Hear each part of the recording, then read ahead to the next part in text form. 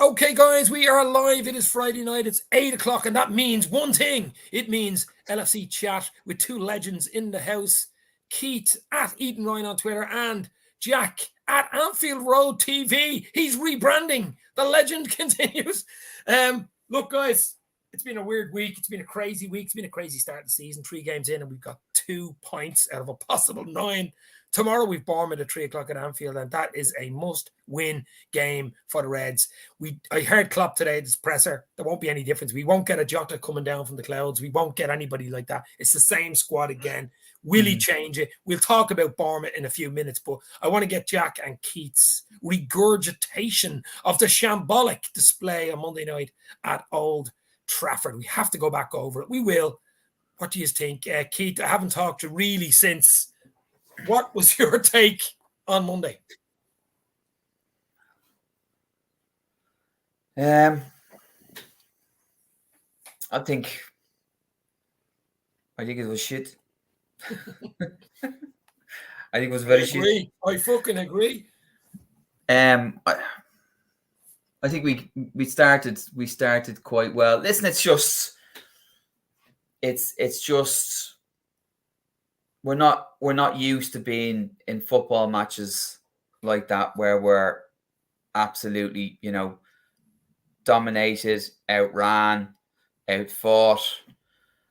It's just so unusual for us. It's not something that you associate with sides that we've seen since Klopp took over. Like you would struggle. You could possibly argue that the Fulham game was something similar to that, to be honest with you, in terms of we were outfought, particularly in midfield. But being outrun and outfought, and that was really the difference in the game, to be honest with you. Like they didn't, they had a couple of chances and took a couple of chances. We huffed and puffed. I think if we had scored just before that 15-minute spell before half time, I think they'd have capitulated in the second half, and I think we would have certainly got something out of the game. I didn't think they were absolutely fabulous by any stretch of the imagination, but they, hand on heart, they deserved everything they got out of the game because they were more physical, they ran harder, faster, and they pressed in the periods of the game that they needed to press in to give themselves a foothold. It's more a concern about us than it is, a hat tip to them, if I'm being honest. And, I don't want to take anything away from them. They won the game and they won the game fair and square. But I don't think it's a resurgence Manchester United off the back of one game that we're looking at here. It's just we're not in good shape at the moment. And there's no two ways about that. We're not in good shape. And there's so many different kind of alarm bells going off in terms of different aspects of the game. As an attacking unit, certainly as a defending unit, and certainly as how we build up play, to be honest with you. It's like panic stations all over the pitch. I don't know where it's come from. And you can say, listen, it's down to personnel. It's down to, it's down to a couple of injuries that were not expected. But again, we're going into a season whereby a couple of things don't go our way and the whole thing goes to shit, to be honest with you, and I don't understand why we've been left in this position, with a midfield who are injury prone. Thiago's injury prone. Fabinho can pick up an injury and be out for 6 games. Curtis Jones has been injury prone. And Keita is, although he was available for lots of football last season, to be honest with you, he does have the propensity to pick up injuries. Yeah. And we're going into a season whereby, off the back of what we did last season, where we should be looking to build, and we've not done anything to address that. And like it's like we're tempting fate. We're tempting fate, and we're tempting fate very similar to the season we had when we no centre halves. And even if we do dip into the market now at the moment, it feels like it's an emergency kind of signing kind of scenario. Whereby stopgap. It's a stopgap, or we pay too much for somebody that we not necessarily we're highlighting as somebody wants to go through, to come and play for us. And we potentially get a square peg to go into a round hole. So all of it feels, it just feels like, a little bit complacent to me, a little bit complacent for a club of our stature where we are, and we shouldn't be in this situation, to be honest with you. Now, listen, when you look at the two games, take United aside, when you look at Fulham, okay, Fulham caught us on the hop. That's absolutely fine. We came out in the second half and we got something out of that game. Okay, Crystal Palace should have won that game, and probably could have won that game, right? And, we're creating a huge amount of chances and not converting chances. So, there's nice little indicators around the place that it's not all doom and gloom. And then we come out against United and, there's absolutely nothing. Like, it's Is it worrying? Is it a worry for you, Keith? No, it is a worry for me. I tell you what's really a worry for me. Well, a worry for me is the collective kind of, it feels to me like there's a collective lack of belief, right? We seem to be forcing it all the time. Long balls. Like, you remember the season when we went and won the league? We built, we squeezed and squeezed and squeezed. We recycled and squeezed, recycled and squeezed. Up until a point of time where teams had to pop, right? And even against low block stuff, we just came back out, we cycled, we went again, we recycled. We had confidence that the chance would present itself and we would score the goal. And then what would happen then is teams tried to break against us. We fucking shithoused a lot of teams that season, whereby we took the foul, bought the foul, took the yellow card. The fucking collective head seems to be gone. When you look at the goals we're conceding, like, they're fucking like bouncing balls in the middle of the park that should be cleared, or we should be taking a foul, or we should be clearing lads out of it. Head up football playing down the channel, and we're getting caught out time and time again, to be honest with you. So like there is a blueprint to play against us. Yeah. And we haven't for successive seasons, certainly for some of last season, and certainly the start of this season, we haven't seemed to come up with a counter blueprint to say, if you're only going to try and score goals against us in this way, well then we're going to stop you scoring goals against this way, So there's a lack of confidence there. Now, listen, don't get me wrong. I think we're well capable of taking a couple of results over the next couple of games, get some of the cavalry back into play, and we'll go again. But there does feel like there's a soft underbelly there within the side that that's. There's drop-offs as well of all the key players in the spine, Keith. There's a drop-off at the same time.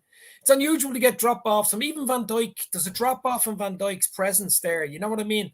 There's a drop-off. I wouldn't say Alisson. I wouldn't blame him for any of the goals, really. But, other than, say, Alisson, only Elliott's been the only real player to stand out. Carvalho, when he's come on with cameos. But everybody else must be putting their hands up and saying, we're not quite out of here, lads. Fabinho hasn't been at it. Henderson hasn't been at it. He's club captain. Trent has not been at it. He's had one or two real disasters. Robertson, his energy's just not there. We're going to talk about Bournemouth, but I'd play Tsimikas tomorrow. But that's another 15-minute chat when we're finished. And the only reason you're talking about playing Tsimikas is because there's no other option to take Trent out. Trent needs a rest. Trent needs a reset. He fucking needs a reset. Well, I don't care what anyone says. We signed fucking Calvin. I was going to say Gordon. He's a kid. He's a kid. There's no option fit. there. He's not fit. He's injured. But still not an option to be thrown into a Premier League game.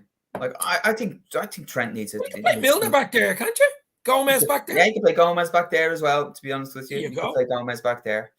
Like he's being targeted game after game after game. Right now, at some point in time, he's got to appreciate and realize I'm going to be targeted, or I've got a high percentage chance that I'm going to be targeted in these games, and I need to start stepping up. And like it's too easy to dribble past him. It's too easy to get across into the box. It's too easy to lay a ball off and run down the channel, and he doesn't react to it. And it's happening game after game. Like it's like, absolutely gives a huge amount going forward. But where we are now at the moment is we need solidity. We've got enough good quality players on there to take a chance or two. What we need to be now doing is shutting out teams. Okay, shutting out teams. Okay, so stop teams scoring, and particularly stop teams scoring first. Clean sheets. Well, do you know what? I don't even mind actually conceding the goal as long as we've scored first or scored the second goal. I've gone 2-up, to be honest with you. But conceding the first goal seems to be an absolute last 7 for us. It's last disaster. 7 games. Yeah, I know. And we don't know how to react to it, and it's huff and puff. There's balls being thrown into the box from the completely wrong angles. It's easier to hoof it in. 25, 30-yard balls into the box, on somebody's head. But when we do manage to work it down down the sideline and cut it back in. There's nobody in the box. We've no deep line midfield. The one thing we absolutely are screaming for is somebody from midfield to take a chance and come into the box late. We've Break the nothing lines, like yeah. that. We've Yeah. nothing Yeah. like that. Like you look at City the weekend against Newcastle, all sorts of shit. Newcastle were fantastic, right? Who steps up with the goals? It's their midfield that gets them back into the game. Yeah. You know, and it's late runs into the box where they're not picked up. We've got the same boys going into the box all the time, getting picked up. You know, early runs into the box, static when the ball is going in. So it doesn't make a difference if you get to the boiler and you cut it back in. You're marked out because you're against the low block. So now I do believe we're trying new things, and I do believe we would have been trying new things, and we're trying to bring a more of a direct game, more balls into the box for Nunes. But Nunes is gone, right? Nunes is gone, and I think we haven't been able to revert back to what we would have done last season, right? Atypical us, because we haven't had the personnel. So I think Nunes has really fucked us, to be honest with you, in terms of what we're trying to do as a team going forward, right? I think we're absolutely trying to change the way we attack. I think we're absolutely trying to change the way we play as an offensive side, but we've not been able to do that, and we've had to default them back into bringing Bobby back in, you know, and with the best will in the world, he's not going to get in behind. So I think teams looking at us the way we're setting up now at the moment are saying low block. That you know. I think Bournemouth will be saying, I can see one, but we'll definitely score one. They'll give us a chance. I think Bournemouth will be looking at tomorrow saying it's a great time to be playing Liverpool at Anfield. I mean, surely, you know, of all times you want to play Liverpool, you sort of want to play them now, really. I'm hoping the crowd get behind the team tomorrow. The traditional 3:00 kickoff. You know, we need the points. It's a big game, really. I think it's a big game because then it gives you some confidence going into the Newcastle, which will be a tougher game midweek, and then you have a derby the following weekend. So we've 3 huge games, and we won't have the players back, Keith. You know, you might have the odd Kelleher might come back, but that's, you know, or you might get a Curtis Jones, you might get something else, but I don't think you're getting a Thiago or a Jota this side of the Everton game. But Jack, damning report there from Keith. Are you? Well, I heard you in a few podcasts. Obviously, you weren't a happy man Monday night. No, I was there at Palace as well on Monday, and it was last Monday anyway, but Keith hit the nail on every single point I would have mentioned anyway. Couldn't have said it any better.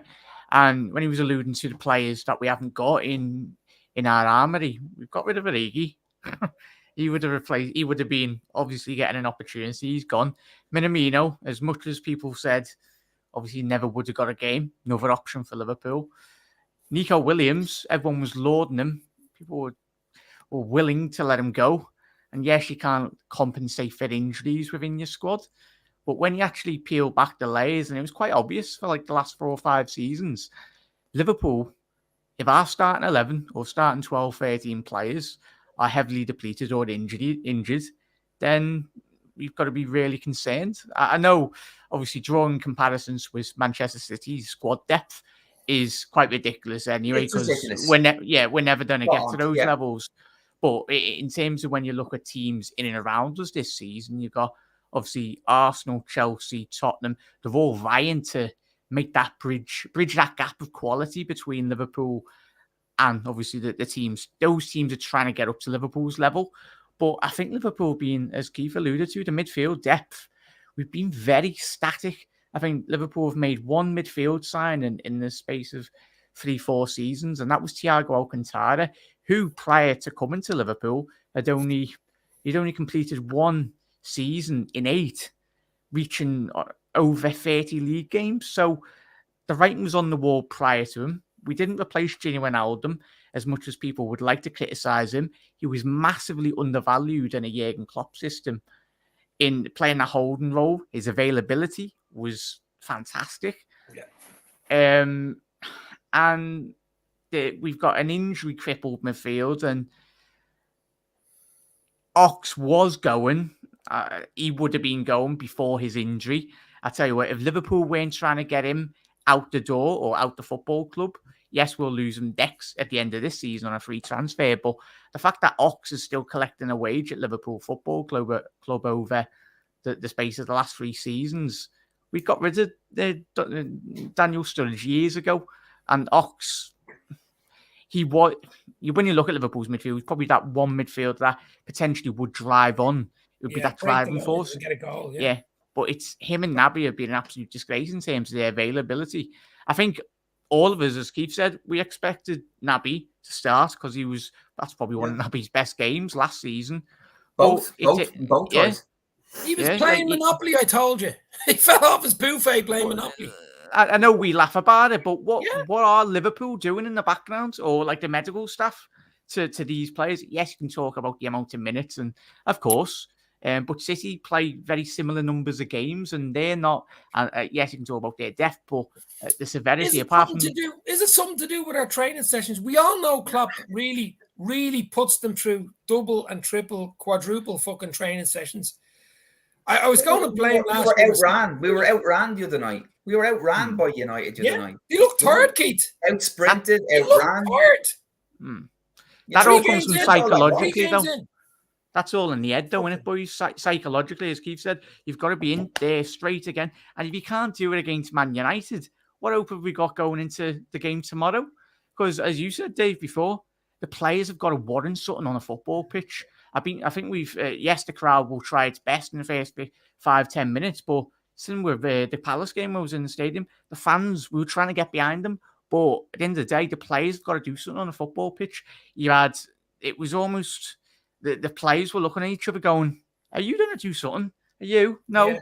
We'll just keep on tossing the ball. There was no leader on the pitch. There was no leader on the pitch. That's my biggest fucking problem. I did a podcast yesterday with Emperor of the Cup, and my big rant, which was about a 2-minute rant about the United-Liverpool game, was what Keith just said. There was no fight in the Liverpool. That was my biggest thing. You can lose a game, even against a shy team like United. You can lose a game. Anybody can lose a fucking game of football.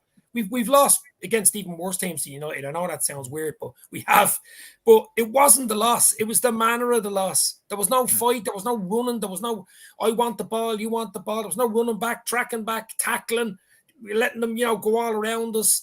And that was more worrying to me than the bloody loss. That was the big worry to me. And tomorrow, guys, we're going to go on to the Bournemouth game now because that game is obviously history. Tomorrow, we've got to make amends. We've got to win tomorrow. One more thing before we move on to that as well is that is the age profile, right? And we do seem to be making, okay, Núñez is a marquee signing in an area that's being highlighted. We've got to, but we were highlighting in the season before. We're now saying we need one or two midfield options because our age profile is so strong. I mean, you look at our age profile, even compared to City's age profile with Rodri and Foden and even Bernardo Silva, compared to what we have starting football matches, there's a 4 or 5 year gap. There's a 4 or 5 year gap, to be honest with you. And we say, right, it looks like Jude Bellingham looks like he's nailed on for next year, but it all feels like a season too late in terms of where we should be. We should have that player in this season. Now, okay, we can't because we've spent that amount of money on Núñez. But when you look at what's happening with the likes of Naby Keita, he's not available. Should he have been shipped? Should he have been shipped out this season with 1 year left of his contract? And was there a deal there to be done potentially to get him? Because I know it sounds like it was talked about at some stage for him to maybe go one way and for the fella to come back over to us at some stage. Like it just feels like some of the signings that are being made are more reactionary signings as opposed to, and it all feels off the back of a huge amount of pressure that that the fans are applying before these decisions are made. Now that could be very simplistic, and you'd like to think up until this point in time, and it has felt like there's been a plan in place, but it's hard to justify where we're at now at the moment. It's hard to justify how we're going into a season like this off the back of how we finished last season, being so close to absolute greatness, how we haven't jumped off the back of that, and said, fuck it, and just fucking spent money. You could say the same thing Newcastle, okay, deeper pockets, but we've spent fucking nothing compared to what we've earned. The year we won the league. That fucking transfer window when we won the league and the January transfer after we won the league, we did podcasts about it. I said there's 3 wasted transfer windows. Yeah. And what that does is it backs up your age profile. If you're adding like United and Chelsea used to do it, the great United teams, he'd buy at least one really good player, probably a starting 11 player every transfer window. Like usually Christmas, summertime. So you're tipping over, you're 2-3. We made a bollocks of at least 2 transfer windows. Yeah. A Kabak and a fucking Davies coming in. Yeah. Think about it. Then you put so much pressure on one window then to catch up or its reaction. It just piles up on you then. And then you're, oh my God, our midfielder are all in their 30s. We don't only need Jude Bellingham, we need about bleeding 3 midfielders. And I did say earlier about back in July, Operation Midfield from next year. I think Liverpool and FSG and Mike Gordon and Julian Ward were hoping that if everybody stays fit, we've 8 or 9 midfielders, it'll get us through till even January maybe. We'll do a little deal with Jude Bellingham to come in the summer. That's it. And it'll just be enough, but that's a risk. Yeah, I was going to say that was the risk. That's a risk, and it's this market. It's very volatile. This market as well. If you're going to buy a house or something, and everyone, the rest of the whole Europe, whether this be the next 5-6 days, if we come into a player, they're gonna raise it like an extra 15, 20, 30 odd million because they know how desperate we are currently, and the attitude, and everyone's going on about Tielemans. For me, I think my nan's quicker than a football pitch, and we need a more physical presence. Yes, Tielemans very good technically, but in a Liverpool midfield, I know everyone would go, obviously, Thiago didn't run a lot for Bayern, but if you're going to pull Tielemans or a Thiago in the midfield, we're going to be having the exact same questions as well. Jack, I don't even actually think we need more steel in the middle of the park. I think there's enough bodies around there to give us the steel we need. I think what we need is somebody who can break lines, somebody who can go past the last defender and get into the box late and get on and that's what we need. And I think we could literally, if the lads, and I mean Fabinho and I mean Henderson, did their fucking job right in the middle of the park, and when the ball breaks, right after one of our attacks, and we're all committed with the 2 boys pushed on, and it's and if the lads just went in and fucking cleaned house, and stopped that shit, I think we're okay. But they're not doing that at the moment, and we're being exposed. So I think we absolutely need somebody who can get on the ball, dictate a game, pick a pass, get in behind, and give defenses something else to think about. Because this kind of just putting a pack out to either side, to Trent or Robbo, potentially with Diaz on the overlap or a little bit of an overlap on one side and the ball into the box with no centre forward at the moment is not going to fucking work at the moment. And we're sussed out, and we're completely sussed out, Right. So, and I think 4-3-3 in terms of how we play the game is completely sussed out now at this stage. And we're looking to maybe change it, right? And 2 holding or, not necessarily fully holding players, but 2 players 4-2-3-1 with Nunes. 4-2-3-1 you could have played. Nunes on his own. But you do need a midfielder. And it's not Bobby, and it's not somebody coming deep, right? Who can actually pick a pass through the middle and bring somebody back out from the defense and open up that space. Because at the moment we're doing nothing, absolutely nothing to disrupt a low block. Nothing whatsoever. It's the same shit. It's a long floated ball over to the right hand side. Even our wingers aren't taking on their fullbacks. Yeah. The amount of times in the last 3 games where Salah has been pocketed or Diaz has been pocketed for at least a half is ridiculous.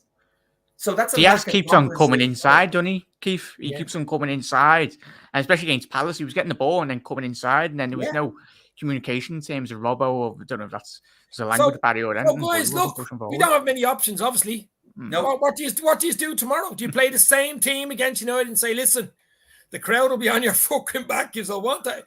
This is your chance to redeem yourselves after that shit show. Do you throw Costas in? Do you throw Carvalho in to start? Well, I think Fabinho starts because he came on against United. I think Fabinho is back in. What do you do, Keith? I'd be brave. I'd be absolutely brave, and I'd have a look at getting at least one more attacker or creative or somebody who can dribble with the ball in the park. And I'd be happy enough to say we're at home now and protect, right? Because we know where the ball's going. We know what's going to happen. We know what they're going to do. We absolutely know what they're going to do.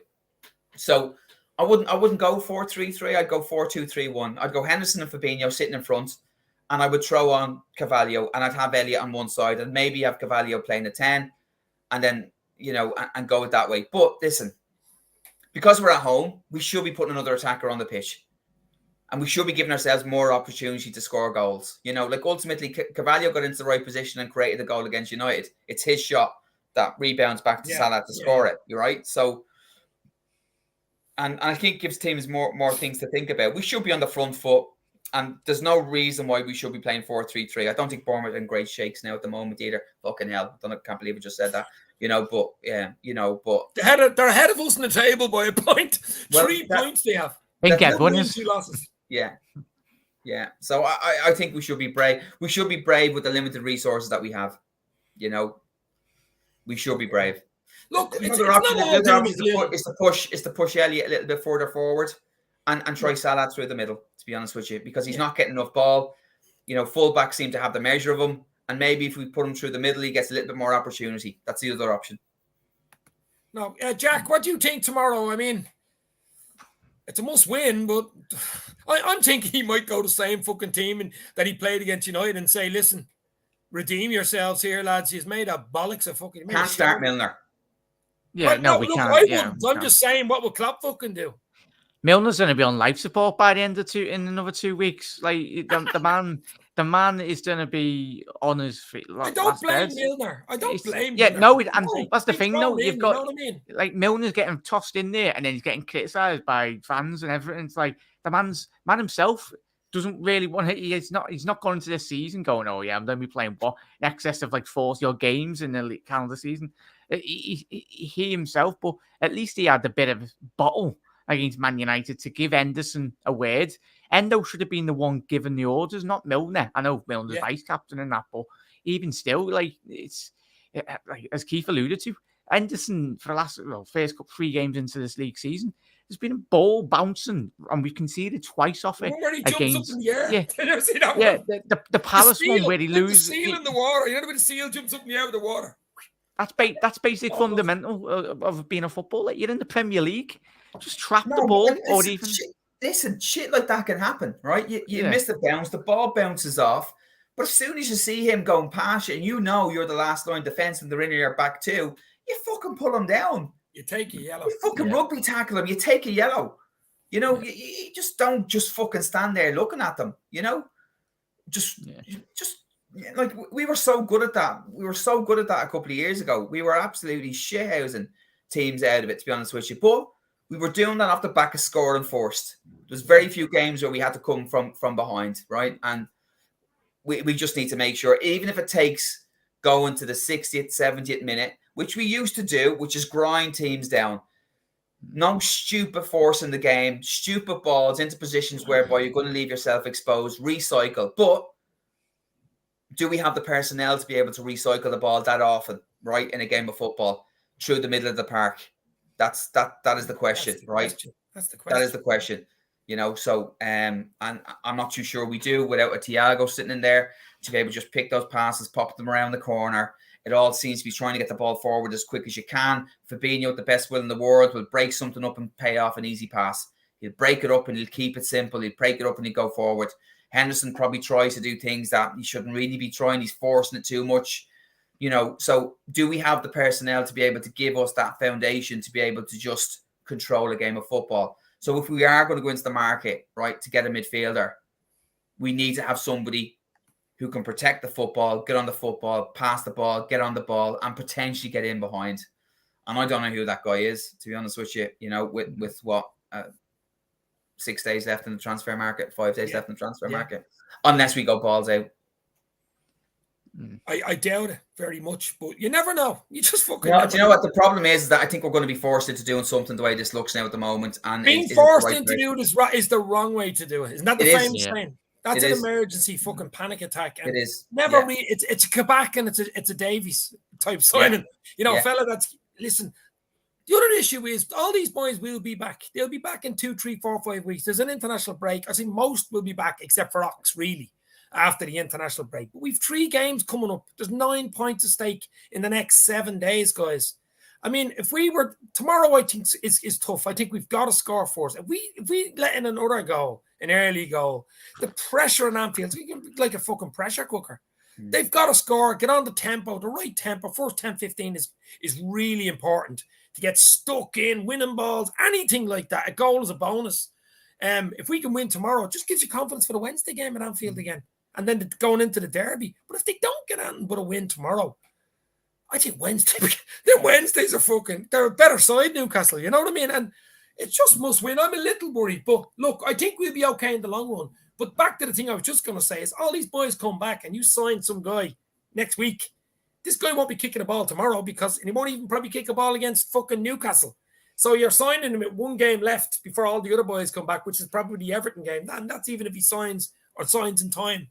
And then if a guy sitting there, why did you sign me? And all the boys are coming back to Thiago, you know. So but that doesn't solve the problem when you know you've got an inherent midfield who are picking up injuries at some. There's nothing to say that Thiago doesn't pick up another injury in 3 weeks' time, puts him out for 4 weeks, or we don't have Case. Like I think Case's head is gone. To be honest with you, it feels to me like it's fucking. I think there's something in the background there, Keith. I don't even think it's injuries. Right? I think something happened. Monopoly, fucking chess, whatever he was playing, because Klopp looked really annoyed, as if something happened unnatural. Now I heard him mention I was unnaturally said or wasn't a natural causing injury, so that sounded to me like he did something at home or something. You know that way.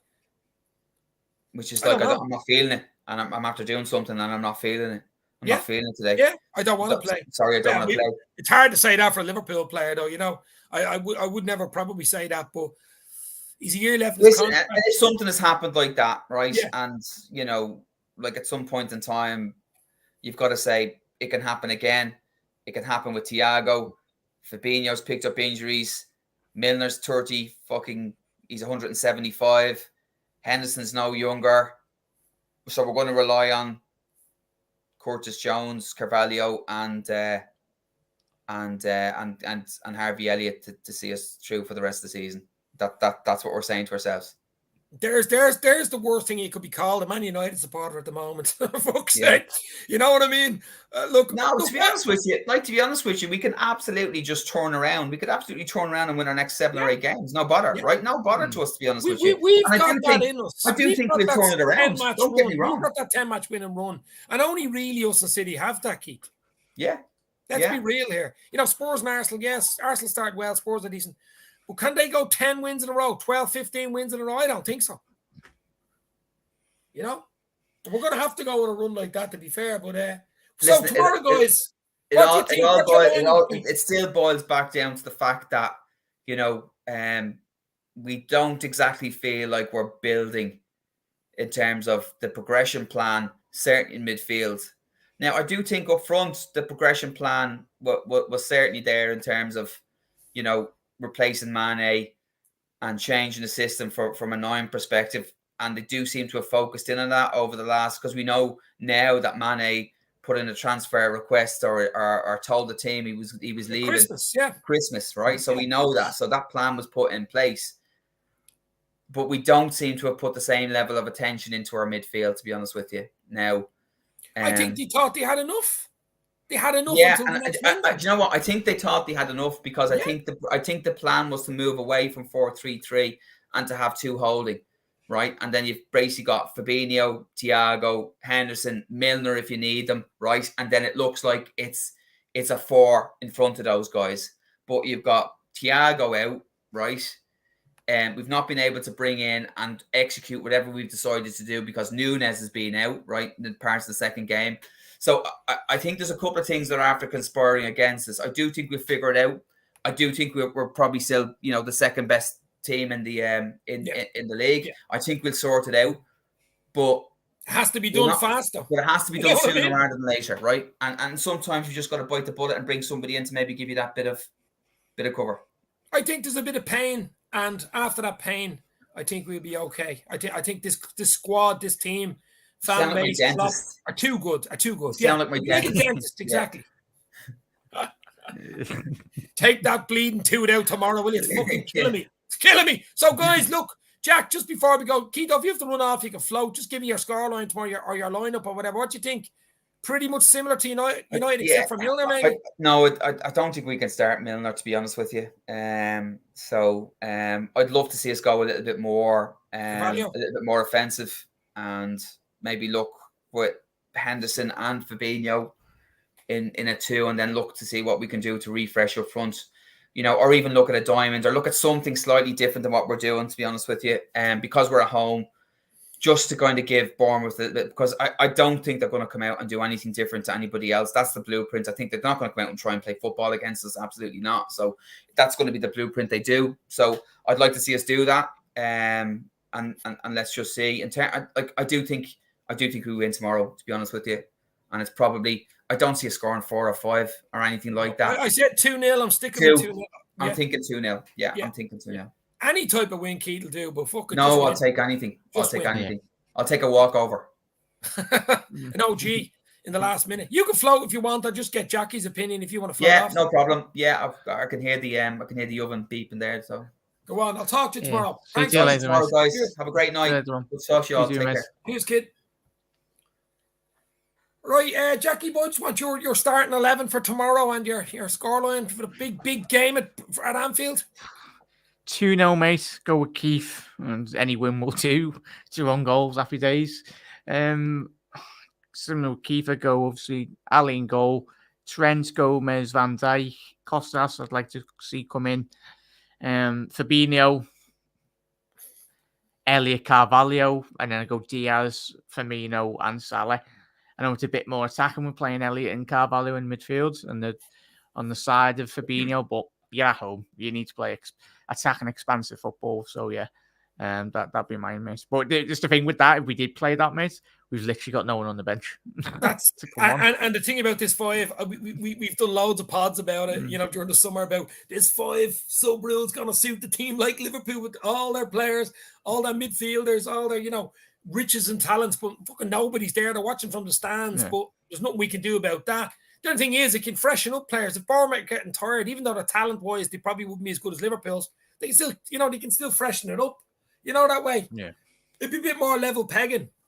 But I just think there's 3 things I'll take tomorrow before we go.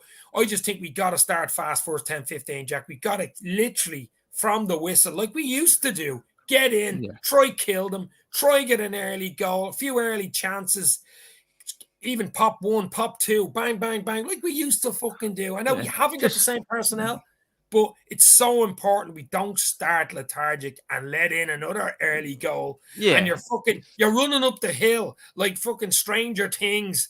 I'm running up the hill, So we don't want to be running up any hills from Kate Bush tomorrow. I want to win 2-0 and I want a quick tempo, set the tempo, and go for their throats. Yeah, and even if the worst case scenario does happen, mate, we want to see that response anyway. As you mentioned, the quick reaction and none of this heads down. If Bournemouth did get a goal, go straight at them yet again. And I just want to see one of our players just actually get the ball and drive at an opposition defender, mate. Pass the ball. That's just pass the ball or just drive it. Like we've seen, as Keith alluded to, Carvalho when he come on and chat as well. He drove at Man United and we scored a goal from it. Like it was a pointless shot, but it tested David De Gea in the net anyway. But just drive at someone and even actually see Salah or Diaz actually take, as Keith said, and you mate, just drive at your wingers, get it to the byline, cross it if you need to, or just keep hold of possession and just have a shot from outside the box. Just do something different, like the unpredictable. Like, do you know what I want? Energy. I want fucking energy. Energy. Like, even energy. We see what United did. Energy, running around, winning the ball, hassling you, harrying you, does a lot. No matter how good you fucking are, because you're an absolute nightmare to play against. And most of the time you lose the ball and then you win it back. That was our whole idea. Win the ball back, play it. Win the ball back. Don't give the other team the ball. They can't do anything if they haven't got the ball. They certainly can't win the game or score a goal. A clean sheet would be a bonus tomorrow as well. I think it's important to get back into that 5-star clean sheets. We need to start doing that again. Bournemouth tomorrow, I think in the 3 games coming up is probably, you have to say, it's the easiest one on paper, Jack. We're at home. Newcastle will be a bit tougher midweek. We're still at home. And then you have a derby, which is a bit of a... So I think tomorrow, straight in, bang. Yeah, and obviously we've got my opposition fan preview in 20 minutes, mate, as well. Obviously, Dom's that's all right, lad. Dom Solanke, I think trained today. Yeah, obviously he got 29 goals, 7 assists in the championship. He's a big boy. He's a big boy, yeah. Yeah, he'd be a danger the way our defence is playing at the fucking moment, I'll tell you. Yeah, If he plays now, I know he only trained. He might be on the bench. You never know. He might start him. I know Scott Parker likes his cardigans, but he also likes his big centre forwards. You know what I mean? Yeah, and midfielders as well, mate. Obviously, Stuart Billen, obviously the big midfielder. He was their second highest goal scorer last season in the Now, these will be a championship. rough and tough. So This will be a rough and tough old English, like, old 80s type game. It won't be a slick, lovely, fast move. And this will be a real low block fucking. This could be one of these shithouse games. But we have got, look, we're at home. We've got the creativity. We are Liverpool. We are the ones who should be pressing and asking the questions tomorrow. And I want a performance tomorrow. I want a performance, Jack. The fans deserve it after what happened on fucking Monday night. And I think the team are good enough. Klopp's good enough. Get our players back. Maybe get a player in this side of next Thursday. But I still believe in this squad, Jack. I still think we can do good things. But we've got to start. We can't drop any more points, silly points. And we got to start with a win tomorrow, my friend. It's the Liverpool way, in it, mate, and chat. If we're gonna do it this season, it's gonna be the hardest way. Yeah, it's never the easiest way. And as you said, mate, and hopefully chat, just go in there confident tomorrow, sit down, or if you go in the game, just enjoy it, and we'll get through this tricky period. As frustrating as it is currently, we're just not used to dropping points or losing games of football, are we, Dave and Chas? Like this is our first loss in this like a year in Premier League. The first loss, we're at the end of August, and we've only lost one Premier League game since Christmas. I mean, that is the level. The level and expectations. Yeah, it's just built us up so high, Jack, that when something small happens, it just drops you down a level, and then all the panic sets in. You know what I mean? I don't think we should be panicking just yet.